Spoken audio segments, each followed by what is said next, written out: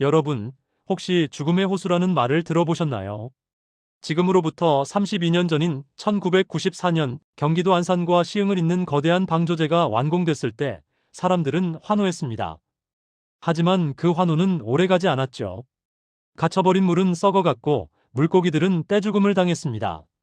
인근 주민들은 악취 때문에 창문도 못 열었고요. 그랬던 이곳이 지금은 전 세계가 주목하는 보물창고로 변했습니다.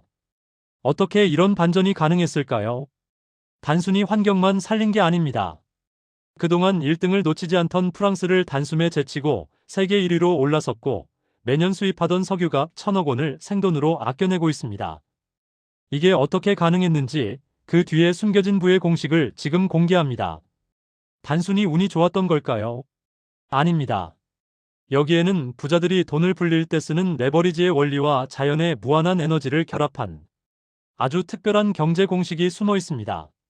오늘 이 영상은 그저 발전소 이야기를 하는 게 아닙니다. 버려진 자원을 어떻게 1,000억 원의 가치로 바꿨는지 그 압도적인 역전의 기술을 전해드리는 생존 매뉴얼입니다.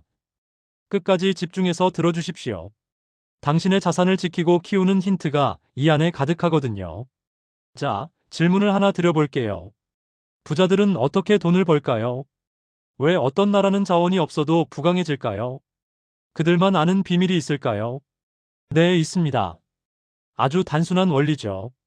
오늘 그 원리를 공개합니다.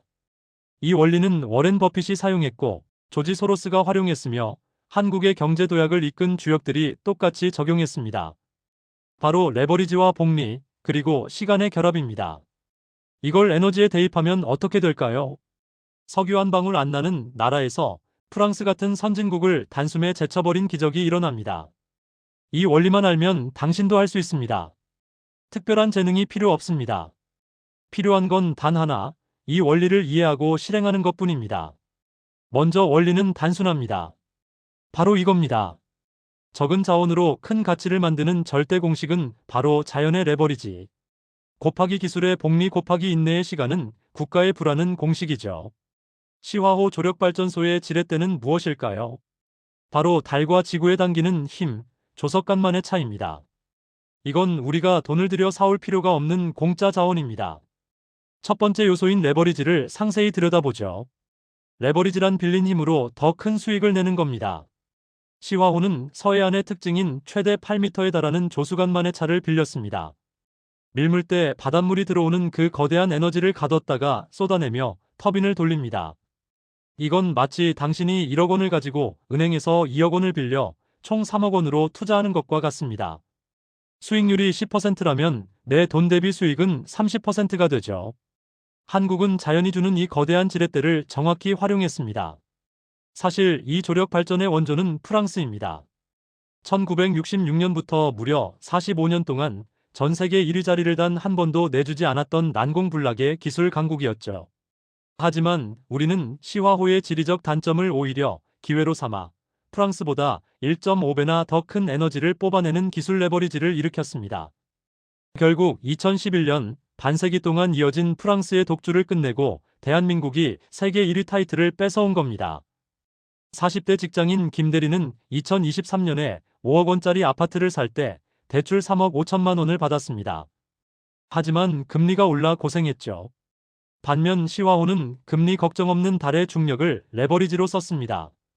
이게 바로 진짜 부자들의 방식입니다. 두 번째는 복리입니다. 달리와 복리의 차이를 아시나요? 많은 사람들이 이해 못하는 개념이지만 이게 자산 격차의 핵심입니다.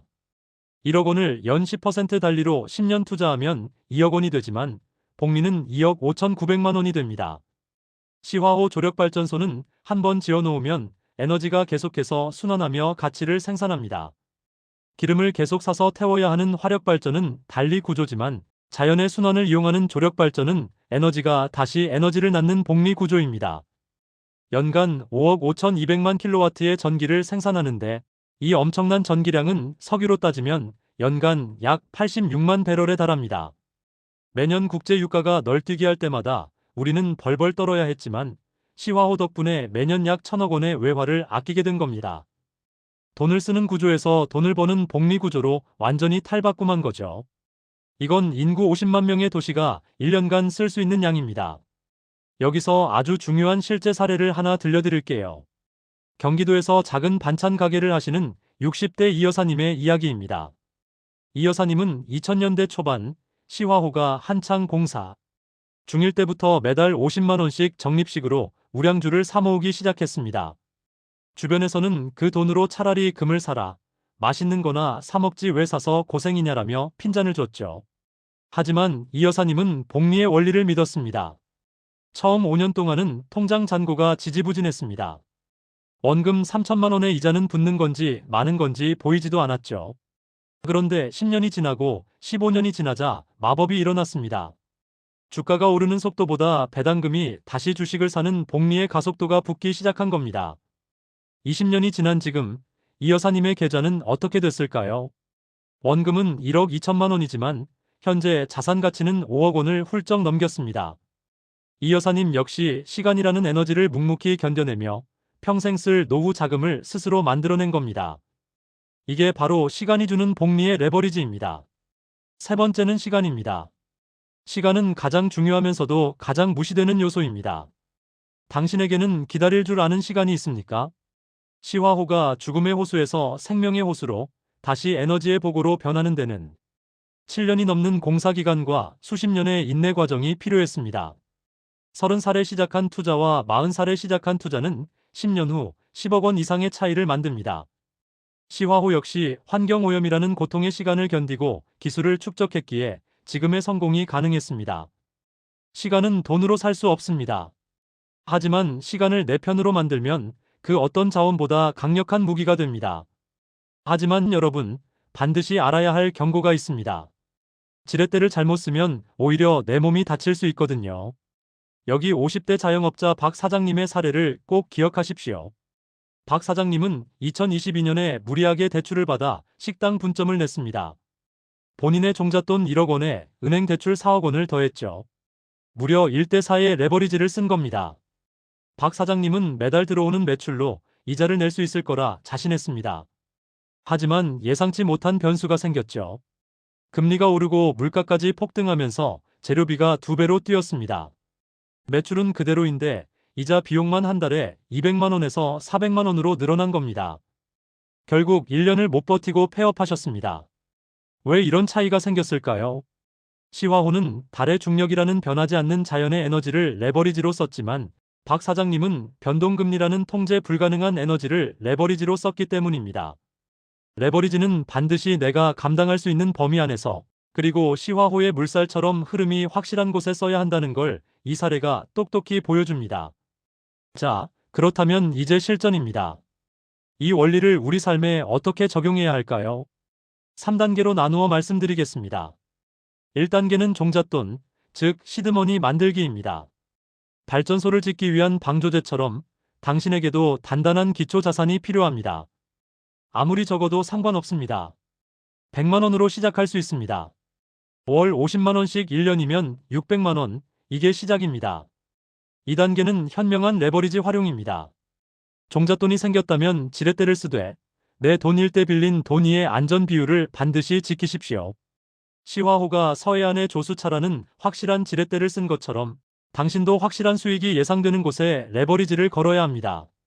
번 돈을 절대 빼먹지 말고 배당과 이자 그리고 모든 수익을 그대로 다시 넣으세요. 인출 욕구를 참는 것, 최소 10년은 묵혀두는 것이 부자의 길입니다. 다시 한번 정리하겠습니다. 레버리지 곱하기 복리 곱하기 시간은 불하는 공식, 이게 전부입니다. 시화호 조력발전소가 석유값 1,000억 원을 아끼고 세계 1위가 된 것은 이 공식에 충실했기 때문입니다. 원리를 아는 것과 실행하는 건 다릅니다. 100명이 듣지만 10명만 시작합니다. 그 10명 중 1명만 끝까지 갑니다. 당신은 그 1명이 되십시오. 부자가 되는 건 운이 아닙니다. 원리를 알고 실행하고 기다리는 겁니다. 지금 이 순간부터 시작하십시오. 10년 후 당신은 오늘의 선택에 감사할 겁니다. 당신의 미래는 당신이 지켜야 합니다. 위기는 준비하지 않은 자를 삼키지만 준비한 자에게는 기회가 됩니다.